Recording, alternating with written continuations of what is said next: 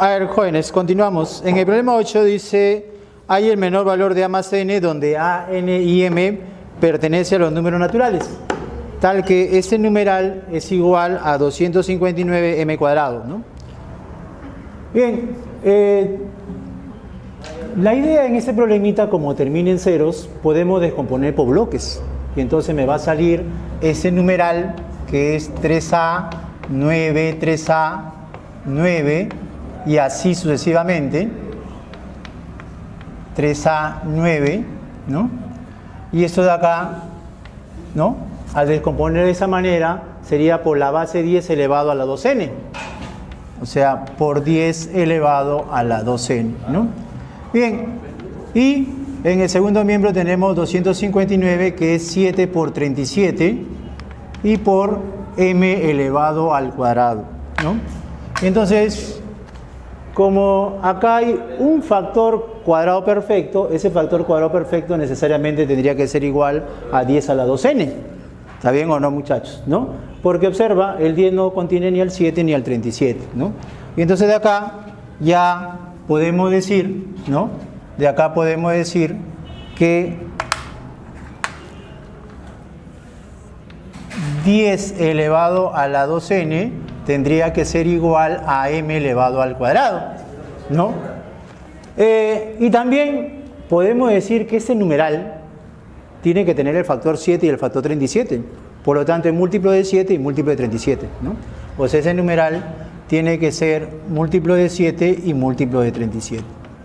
Pero observa que ese numeral tiene la forma, ¿no? 3A, 9, 3A, 9 y se repite. Y hay en total 12 cifras. Entonces, primero analizamos con respecto al módulo 7. Porque recuerda que en el criterio por 7, nosotros hacíamos de derecha a izquierda, hacíamos el criterio por 7, en la forma práctica decíamos 1, 3, 12.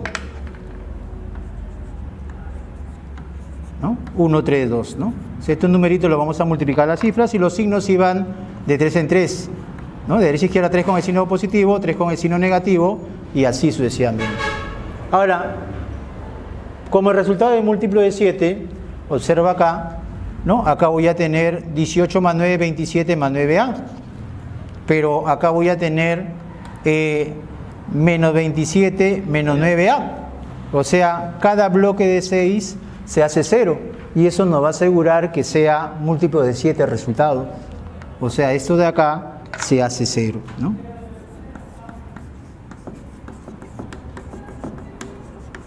Entonces, de derecha a izquierda, cada bloque de 6 se va haciendo 0. Y eso nos asegura que el resultado sea múltiplo de 7. Por lo tanto, la cantidad de cifras necesariamente debe ser múltiplo de 6, ¿no? Necesariamente debe ser múltiplo de 6, porque cada bloque de 6 cifras se hace 0. Y entonces, como 2n, esa cantidad de cifras tiene que ser múltiplo de 6, podemos decir inmediatamente que el n necesariamente es múltiplo de 3. O sea, ahí podemos decir que el n tiene que ser múltiplo de 3, ¿no? Llegamos primero a esa conclusión para que ese numeral sea múltiplo de 7, ¿no? Ahora, también debe ser múltiplo de 37, pero recordando el criterio por 37, ¿no? Entonces, nosotros sabemos que todo numeral es múltiplo de 37 y en forma práctica, de derecha a izquierda, separamos en bloque de 3 cifras, ¿no? Este es múltiplo de 37 más ABC más DF, porque la demostración ya la habíamos hecho en clase, ¿no? Descomponiendo por bloques, ¿no? Y entonces, como eso de acá, ese numeral es múltiplo de 37, la idea, muchachos, es ir de derecha a izquierda separando en bloque 3. La suma de los bloques de 3 en 3 necesariamente tiene que ser múltiplo de 37, ¿no? Entonces, por eso que acá le ponemos también, ¿no? Vamos sumando los bloques de 3 en 3, pero observación, al sumar los bloques de 3 en 3, mira, va a haber 9, 3 a 9, y también va a haber ese numeral, o sea, va a haber 9, 3 a 9, ¿no? Y también va a haber 3A, 9, 3A. Y así se van a ir repitiendo esos bloques, pero como en total hay 12 cifras, quiere decir que el 9, 3 a 9 se va a repetir n veces y el 3A, 9, 3A también se va a repetir n veces, ¿no? Y entonces podemos decir acá que 9, 3A, 9, eso de acá lo multiplicamos por n porque se repite n veces al hacer el criterio por 37, más el otro numeral que es 3A, ¿no? 9, 3A, ¿no? Que esto también se va a repetir n veces porque el total de la cifra del numeral era 2n, ¿no?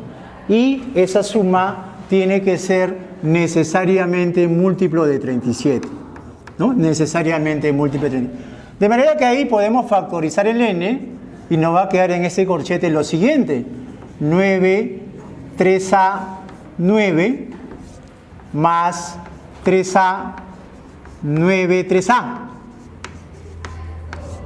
¿No?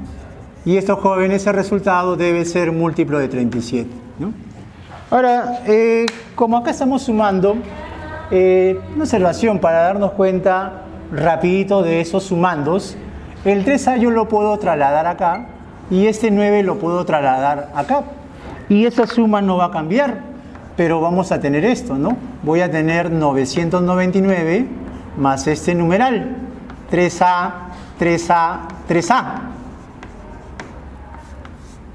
Y ese resultado va a ser múltiplo de 37. Pero muchachos, hice ese artificio, porque eso lo habíamos visto ya en clase, ¿no? Porque ese 999 tiene el factor 37, es 37 por 27. O sea, esto de acá es múltiplo de 37. Y ese numeral, observa, si yo le saco el 3A, que va a quedar 1, 1, 1, 111. Y 111 también tiene el factor 37. Quiere decir que ese numeral es múltiplo también de 37. Por lo tanto, esta suma es múltiplo de 37 para cualquier valor de n. O sea, ¿qué quiere decir ahí? Que ahí ya no va a depender, ¿no? El resultado siempre va a ser múltiplo de 37 para cualquier valor de a, ¿no? Para cualquier valor de a, ahí el resultado va a ser múltiplo de 37.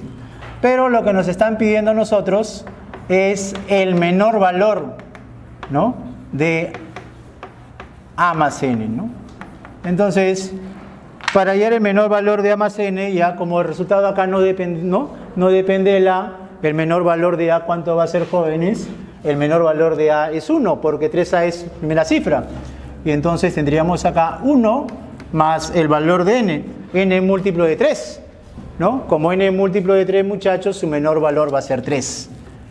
Por lo tanto, ahí la respuesta vendría a ser 4, ¿no? Entonces, ¿cuál es el menor valor de a más n? El resultado va a ser 4.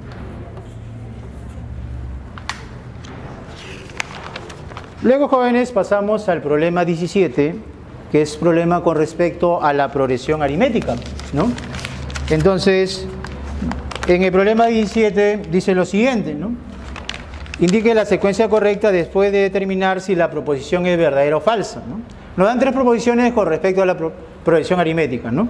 Dice, si a los términos de una progresión aritmética se le aumenta un valor constante, entonces se forma una progresión aritmética con la misma razón. O sea, vamos a poner acá que tenemos esta progresión aritmética, ¿no? A1 primer término, A2 segundo término, A3 tercer término, así sucesivamente hasta la n, ¿no? Como forma progresión aritmética, la diferencia de términos consecutivos nos sale un valor constante que nosotros le decimos la razón. Pero dice que a ellos se le va a aumentar un valor constante. Por ejemplo, a los términos le aumentamos un valor constante k. Entonces, el primer término ahora va a ser A1 más k. El segundo término ahora va a ser A2 más k. El tercer término va a ser A3 más k. Y así sucesivamente. Hasta el último término que va a ser A(n) más k. Y observa, en esta nueva progresión aritmética, la razón sigue siendo R, ¿ok? La diferencia de los consecutivos sigue siendo R. Por lo tanto, la primera proposición es verdadero.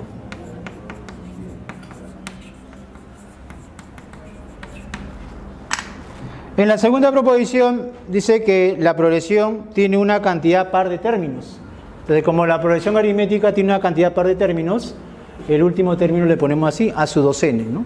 Entonces, donde ese n es un entero positivo, para asegurar que sea una cantidad par de términos.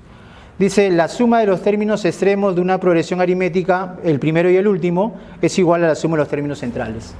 Bueno, pero como la progresión aritmética tiene una cantidad par de términos, habrían dos términos centrales, el término a su n y el término a su n más 1. Entonces, en la proposición me están diciendo que la suma de los términos extremos es igual a la suma de los términos centrales. Bueno, recordando, en una progresión aritmética, la suma de los términos equidistantes da un valor constante. Por lo tanto, esa afirmación es verdadera, ¿no? Esa afirmación es verdadera.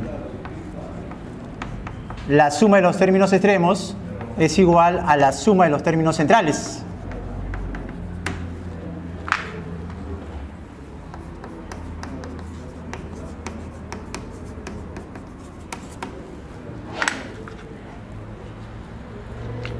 Y en la última proposición dice, si a los términos de una progresión aritmética se le multiplica por un valor constante, entonces se forma una progresión aritmética con la misma razón.